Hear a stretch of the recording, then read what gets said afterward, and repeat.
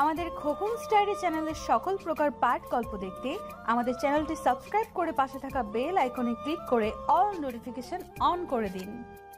কি হয়েছে কয়েক মাস আগে একদিন রাতে বাবা আমায় বলল, আয়াত, তোকে কিছু কথা বলবো, রাখবি? আমি বাবাকে বললাম, কেন রাখবো না বাবা, বলো কি বলবা। তোর ভাইয়া তো আমার কোনো কথা শোনেনি, আমার সম্মানের কথাও ভাবেনি, কিন্তু আমি তোকে সব থেকে বেশি ভরসা করি। তুই কি আমার বিশ্বাস রাখবি? হ্যাঁ বাবা বলো, অবশ্যই রাখবো। আমাকে ছুঁয়ে আদা কর। হ্যাঁ বাবা, এই তোমাকে ছুঁয়ে ওয়াদা করলাম, তুমি যা বলবে তাই শুনবো। এবার তো বলো। আমি আমার বন্ধুর মেয়ের সাথে তোর বিয়ে ঠিক করে এসেছি। কথাটা শুনে আয়াতের পুরো পৃথিবীটা যেন উল্টে গেল।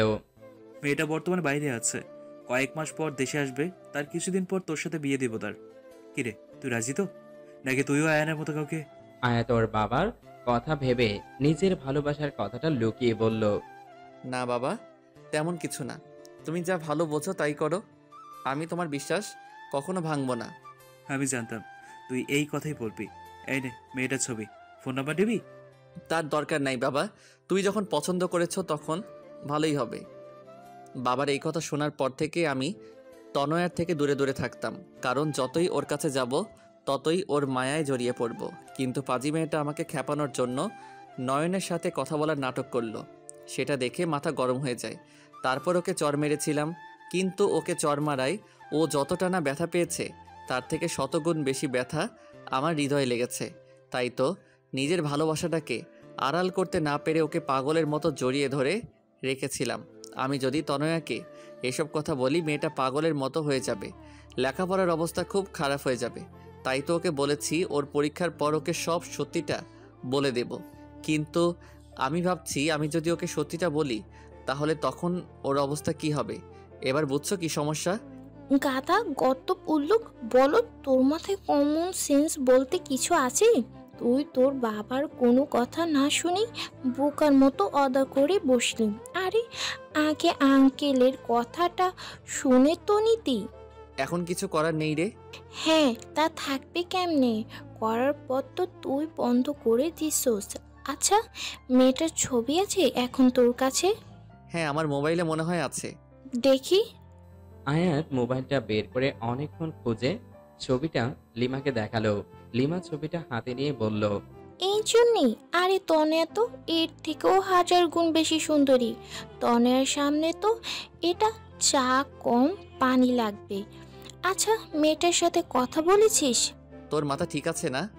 তোর ওপর যা রাগ হচ্ছে না, আমি যদি তনয়ার জায়গায় থাকতাম তবে তোকে মেরে ওই সমুদ্রেই ফেলে দিতাম। জানিস, যখন বললি তোর বাবার বন্ধুর মেয়ে, এক মুহূর্তেই মনে হয়েছিল মেয়েটা তনয়া। কিন্তু সব ধারণা সবটা ঠিক হয় না রে। জানি, কিন্তু এখন আমার আর কিছু করার নাই। তা কিভাবে পারবি, অ্যাবনর্মাল আবাল ছেলে কোথাকার। এই বলে রাগ করে লিমা চলে গেল। লিমার রাগ হওয়াটা অস্বাভাবিক কিছু না। আয়াত চুপচাপ ওখানে বালির উপর বসে সাগরের পানে অপলক দৃষ্টিতে তাকিয়ে আছে। আমার চোখ থেকে টপ টপ করে নোনা তরলগুলো ঝরে পড়ছে, যেগুলো আবার নোনা বালিগুলো নিজের বুকে ধারণ করে নিচ্ছে। তনয়া আয়াতের সামনে এসে কিছুক্ষণ দাঁড়িয়ে দেখছে কিভাবে আয়াতের চোখ থেকে জল ঝরছে। হঠাৎ তনয়া আয়াতের চোখের পানিটা ধরে ফেলল। আয়াত তনয়ার দিকে তাকালো। তনয়া বলল, জানেন স্যার, আমার মা বলেছিল ছেলেটা নাকি খুব বেশি কষ্ট না পেলে কাঁদে না, আর যদি কাঁদে তাহলে ছেলেদের চোখের জলগুলো নাকি মুক্তোর চেয়েও দামি হয়। আর আপনি এত দামি জিনিসগুলোকে এভাবে অপচয় করছেন। আয়াত তারপর অপলক দৃষ্টিতে তাকিয়ে আছে।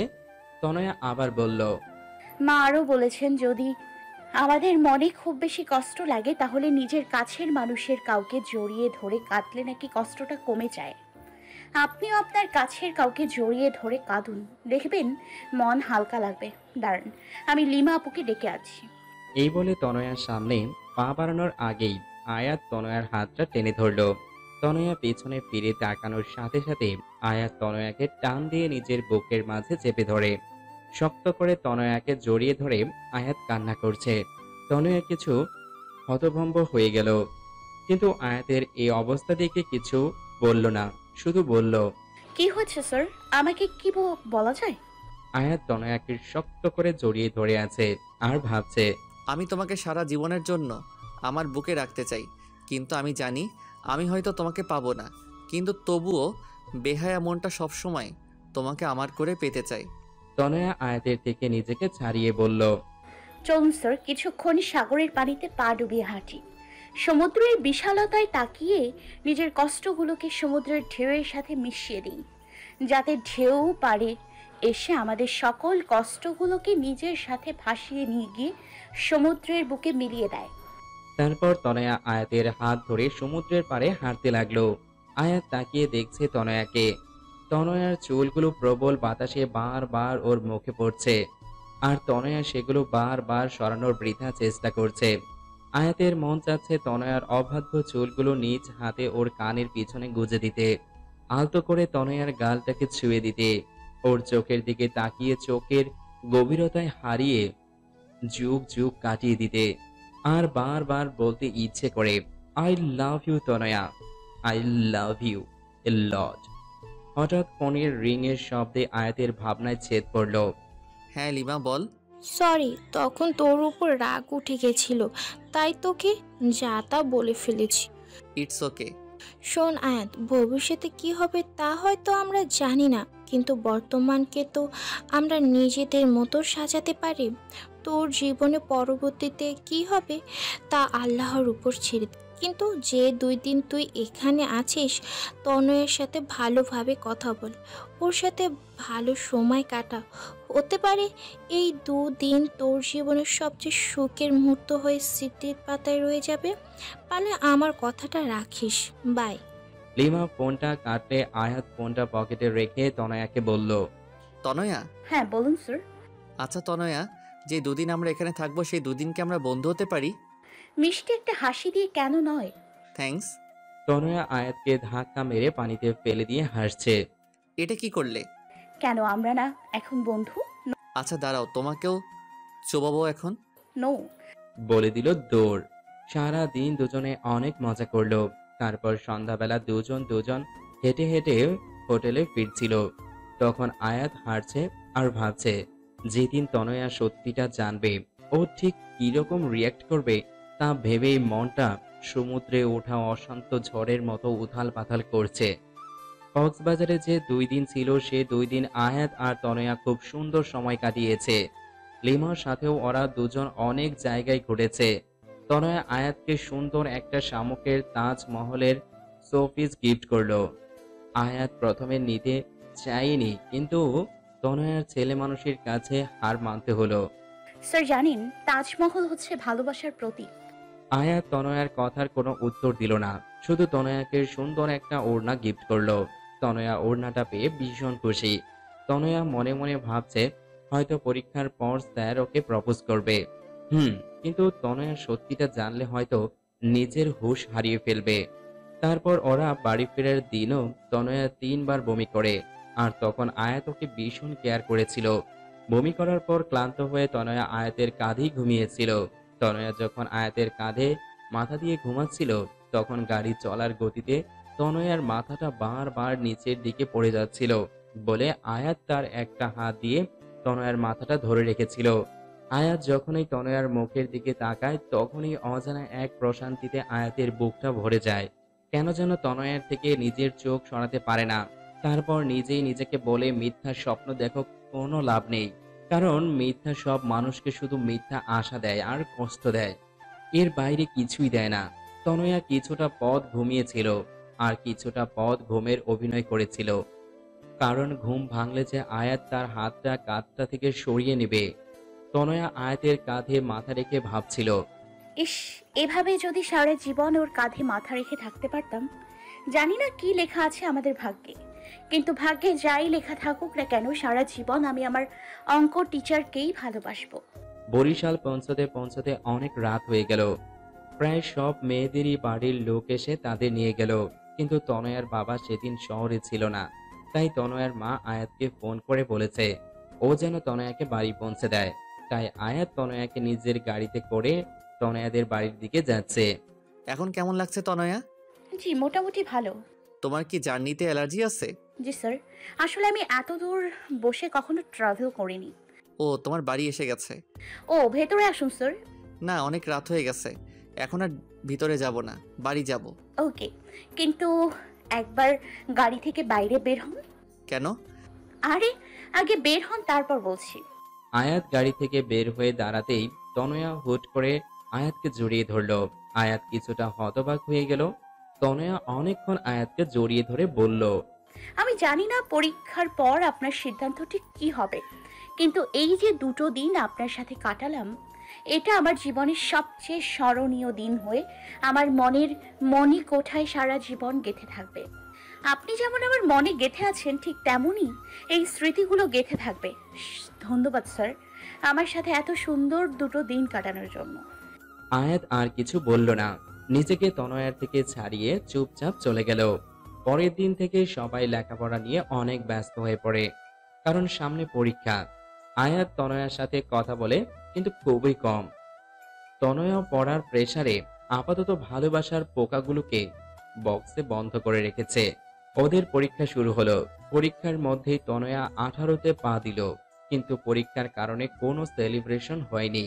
আজ ওদের পরীক্ষা শেষ হলো। তনয়ার পরীক্ষা খুব ভালো হলো, কারণ ও আয়াতকে প্রমিস করেছিল। পরীক্ষা শেষ হওয়ার পর তনয়ার অধীর আগ্রহে আয়াতের ফোনের অপেক্ষা করতে লাগলো। কিন্তু প্রায় 1 মাস হয়ে গেছে, কিন্তু আয়াত ওকে দেখা করতে বলছে না।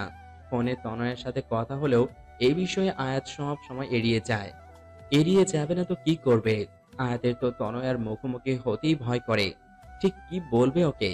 কিন্তু তনয়া আর অপেক্ষা করতে পারছে না, তাই সরাসরি আয়াতকে ফোন দিয়ে বলল, আপনি দেখা করবেন নাকি আপনার বাসায় আসবো?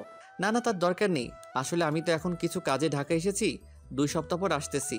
সেদিন আসবো, তার পরের দিনই তোমার সাথে দেখা করব। 2 সপ্তাহ পর তনয়া একটা রেস্টুরেন্টে বসে আয়াতের জন্য অপেক্ষা করছে।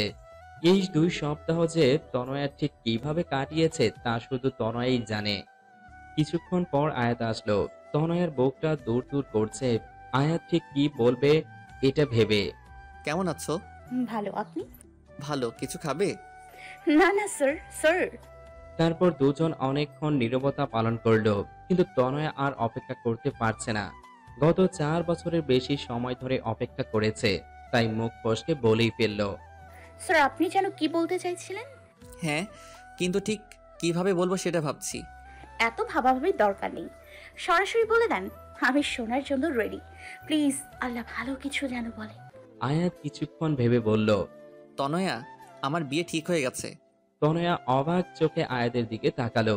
তারপর আয়াত ওর বাবার, ওর ভাইয়ার সব কথা বলল। এও বলল সামনের মাসের শেষের দিকে ওর বিয়ে, আর সেই মেয়েটি কিছুক্ষণ পর এখানে ওর সাথে দেখা করতে আসবে। আয়াতের কথাগুলো শোনার পর তনয়ার পুরো পৃথিবীটা যেন গোলক ধাঁধার মতো ঘুরছে। চোখ দুটো ঝাপসা হয়ে যাচ্ছে। নিজের ওপর যেন কোনো নিয়ন্ত্রণ রাখতে পারছে না। চিৎকার করে কাঁদতে ইচ্ছে করছে, কিন্তু শত কষ্টে তনয়া নিজেকে আটকাচ্ছে। প্লিজ তনয়া, আমাকে মাফ করে দাও। আর প্লিজ নিজের উপর নিয়ন্ত্রণ রাখার চেষ্টা করো। আসলে আমি থাক স্যার, আপনার আমাকে কোনো এক্সপ্লেনেশন দেওয়ার দরকার নেই। আমি আপনাকে জানি।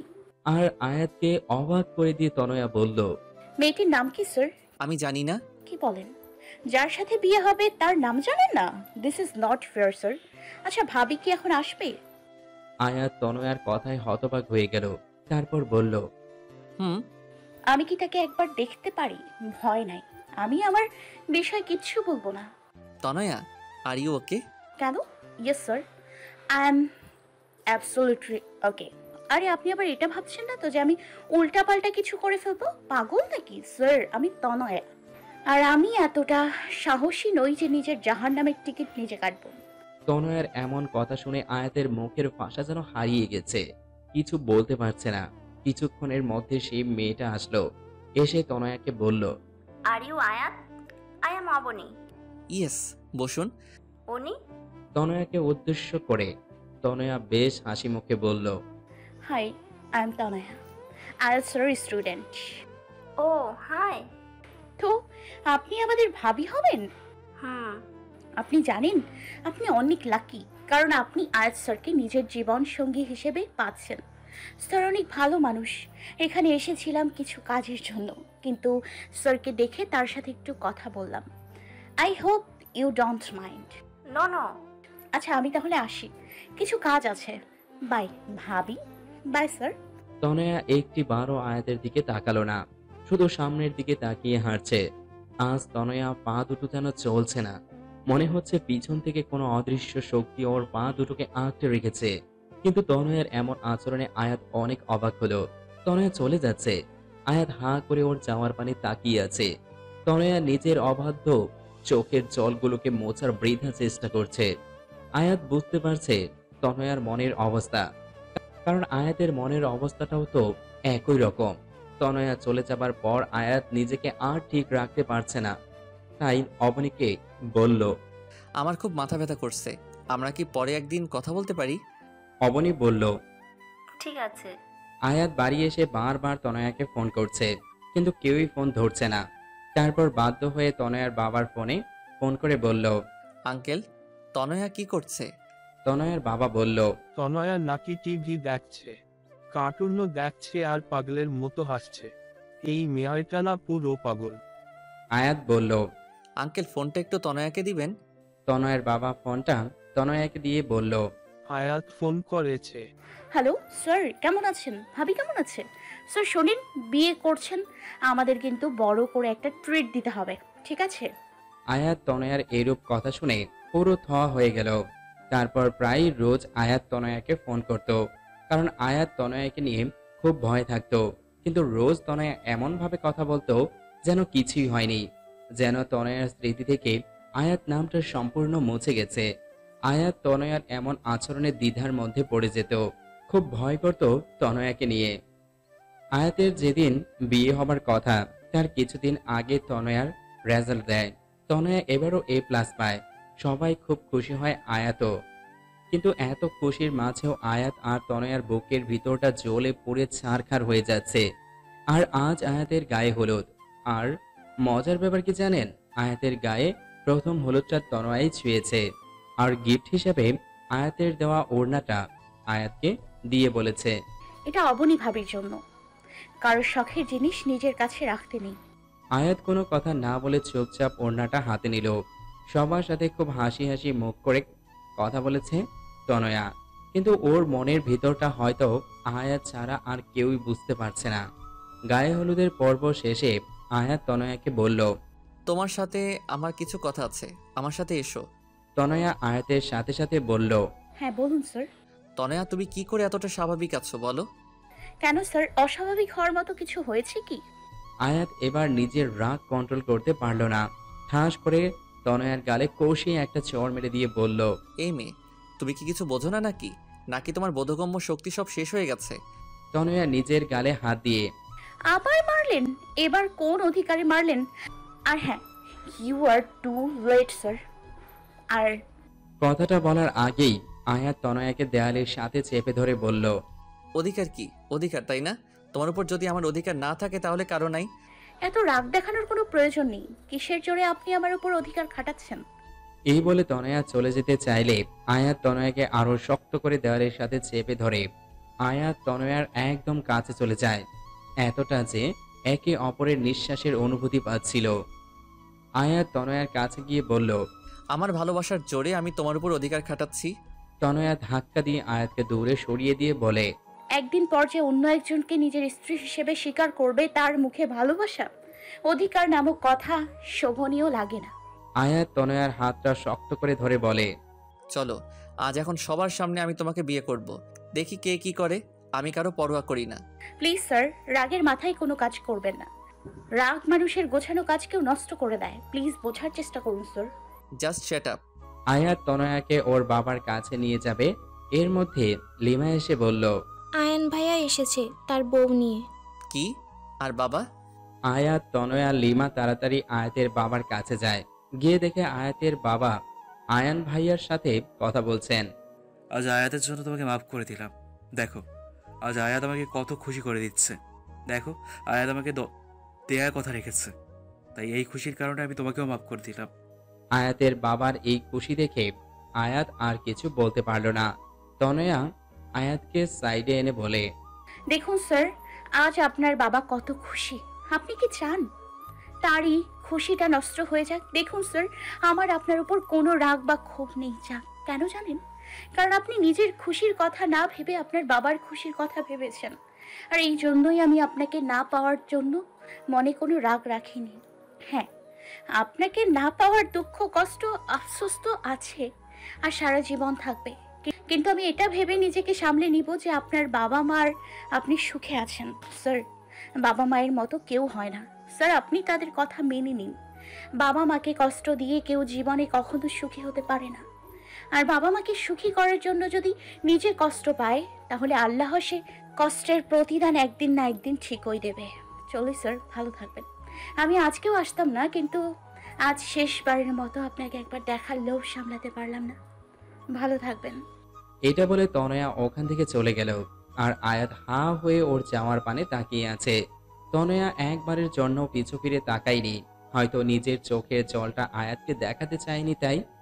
আজ আয়াতের বিয়ে, কিছুক্ষণের মধ্যে বিয়ে হয়ে গেল। আয়াতের ঘোরের মতো লাগছে, একটা ঘোরের মধ্যে বিয়েটা হয়ে গেল। আয়াত মুখ থেকে যখন কবুল বলেছিল, তখন ওর কলিজাটা যেন ছিঁড়ে যাচ্ছিল। বিয়ে হবার কিছুক্ষণ পর আয়াত তনয়ার কাছে ফোন করলো। ফোনটা নেহা ধরলো। হ্যাঁ স্যার, বলেন। নেহার গলা শুনে আয়াতের বুকে অজানা ভয়ে ধক করে উঠল। তনয়া কোথায়? বেঁচে আছে, ভয় নাই আপনার, আমার পাশেই আছে। কিন্তু আমি আপনাকে ওর সাথে কথা বলতে দিব না। আপনি আপনার নতুন বউয়ের কাছে যান। এই বলে নেহা ফোনটা কেটে দিল। আয়াতও আর কথা বাড়ালো না। রাত অনেক হলো, কিন্তু আয়াত নিজের রুমের দিকে যাওয়ার নামও করছে না। ওর ভাবি ওকে জোর করে রুমের ভিতরে ঢুকিয়ে দিল। আয়াত রুমে ঢুকে কিছুক্ষণ নীরব থাকলো। তারপর ধীরে ধীরে বিছানার কাছে গিয়ে বলল, সরি অবনী, আমি আসলে তোমাকে বিয়ে করতে চাইনি। আমি অন্য একজনকে ভালোবাসি। তোমাকে স্ত্রী হিসেবে মেনে নেওয়া আমার পক্ষে সম্ভব না। পারলে আমাকে মাফ করে দিও। এই বলে আয়াত জামা ধরলেই মেয়েটা আয়াতের হাতটা টান দিয়ে ধরে বিছানায় ফেলে দিয়ে আয়াতের পাঞ্জাবির কলার ধরে বলল, ওই, আমাকে কি রবি সিমের মতো ফ্রি পাইছেন যে যখন খুশি চড় মারবেন, যখন খুশি ভালোবেসে জড়িয়ে ধরবেন, যখন খুশি বলবেন বিয়ে করবেন না, আবার বিয়ে করে বলবেন স্ত্রী হিসেবে মেনে নেবেন না? কি সমস্যা কি আপনার? আয়াত কথাগুলো শুনে অবাক হয়ে মেয়েটির দিকে তাকিয়ে তার থেকে 100 গুণ বেশি শক খেল। কারণ মেয়েটি আর কেউই নয়, তনয়া। আয়াত যেন কিছুক্ষণের জন্য নিজের চোখকে বিশ্বাস করতে পারছে না। মনে হচ্ছে স্বপ্ন আর বাস্তব দুনিয়ার মাঝে একটা আলাদা দুনিয়া তৈরি হয়ে গেছে, আর আয়াত সে দুনিয়ায় হারিয়ে গেছে। তনয়া জোরে আয়াতের হাতে একটা চিমটি কাটল। আয়াত নিজের চেতনা ফিরে পেল। হকচকিয়ে বলল, তনয়া তুমি? কি স্যার, সারপ্রাইজটা কেমন লাগলো? আয়াত যেন এখনো নিজের ঘোর কাটিয়ে উঠতে পারছে না। তারপরেও বলল, অবনী কোথায়? ইস, অবনীর খুব চিন্তা হচ্ছে না? আমি অবনীকে মেরে ফেলেছি। বলে জোরে হাসছে তনয়া। আয়াত যেন কিছুই বুঝতে পারছে না। এর মধ্যে কে যেন দরজায় টোকা দিল। আয়াত দরজাটা খুলে দেখে অবনী দাঁড়িয়ে হাসছে। হাই দুলা ভাই, হোয়াটসঅ্যাপ? এখনো বাসা শুরু করেননি কেন? আমার জন্য ওয়েট করছিলেন বুঝি? আয়াত আবার একটা ধাক্কা খেল। ত্রিধকে তনয়া আর অবনী মিলে হাসতেছে।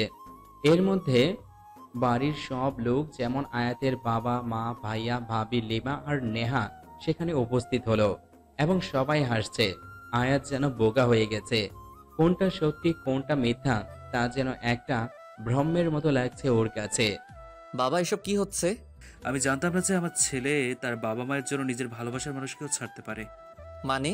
তোমার বিয়ে কখনোই অবনীর সাথে ঠিক হয়নি।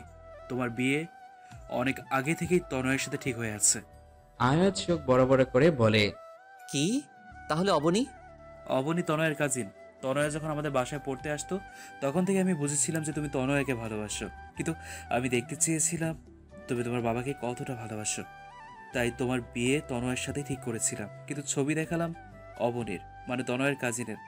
কিন্তু আমি শেষ পর্যন্ত দেখতে চাইছিলাম যে তুমি তনয়ের ভালোবাসায় মোহিত হয়ে নিজের বাবা মাকে ছেড়ে যাও কিনা। কিন্তু তুমি তা করোনি। তুমি তোমার বাবা মায়ের চাওয়াটাকে প্রাধান্য দিয়েছ। তোমাকে নিয়ে আজ আমার সত্যিই গর্ব হচ্ছে। তার মানে তনয়া সব জানতো? না, তনয়া জানে মাত্র 3 মাস ধরে। কারণ তনয়ার জন্মদিনে তনয়াকে আমি উপহার স্বরূপ তার অঙ্ক টিচারকে গিফট করেছি, কারণ তনয়াই আমাকে ভালোবাসার আসল মানে শিখিয়েছে। তোমার ভাইয়া আর ভাবিকেও সে ফিরিয়ে এনেছে। সরি স্যার, আমার জন্মদিনের দিন যখন বাবা সব খুলে বলল তখন আমি খুশিতে ঠিক কি করব ভেবে পাচ্ছিলাম না। আপনার সামনে দুঃখিত হবার অ্যাক্টিং করতে আমার ভীষণ খারাপ লেগেছে, কিন্তু আমি আপনার বাবাকে ওয়াদা করেছিলাম আপনাকে কিচ্ছু বলবো না, তাই। তারপর লিমা আর নেহা একসাথে বলে উঠল, আমরাও সরি, আসলে কিছুদিন আগে থেকে আমরাও সবটা জানি। আয়াত রাগে দুঃখে কোনো কথা বলতে পারছে না। রাগের চোটে ওখান থেকে সোজা ছাদে চলে গেল। বাবা, উনি তো রাগ করলেন, এখন আমি কি করব? আমাদের মতো বুড়ো বুড়িদের এর মধ্যে নাটানোই ভালো। আয়না মা, চলো, অনেক রাত হয়েছে। এই বলে তারা চলে গেলেন। আমি এর মধ্যে নাই, আমার বাচ্চা কাছে যাই। আমাদের অনেক কাজ আছে, চলো চলো।